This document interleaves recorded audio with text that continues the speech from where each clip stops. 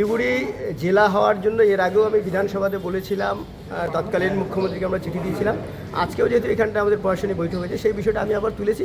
এখানটাতে শিলিগুড়ি থেকে দার্জিলিং যেতে মানুষের যতটা হয়রানি হয়, এবং কালিম্পং যেহেতু আলাদা জেলা হয়ে গেছে, তাই স্বাভাবিকভাবে আমরাও চাই যে শিলিগুড়ির এই যে 3টি বিধানসভা, শিলিগুড়ি, আমাদের মাটিয়াড়া, নকশাবাড়ি, ফাঁসি দেওয়া, এবং তার সাথে সাথে ডাবগ্রাম ফুলবাড়ির যে অর্ধেকটা আমাদের শিলিগুড়ি কর্পোরেশনের সাথে রয়েছে, এবং ডাবগ্রাম ফুলবাড়ি পর্যন্ত জলপাইগুড়ি জেলার থেকেও যেটা আছে, সেটাও যদি প্রশাসনিক দিক থেকে যদি এখানকার শিলিগুড়ি মানুষের জন্য ভালো হয়, ডাবগ্রাম ফুলবাড়ি এলাকার মানুষের জন্য ভালো হয়, সেটা হতেই পারে।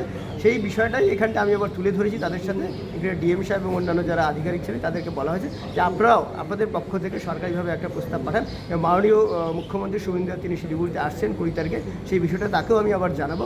আশা করব যে সরকার যে গত 5-15 বছরের যে সরকার ছিল, তারা শুধু মুখেই বলে গেছে, তারা কোনো কাজ তো করেনি।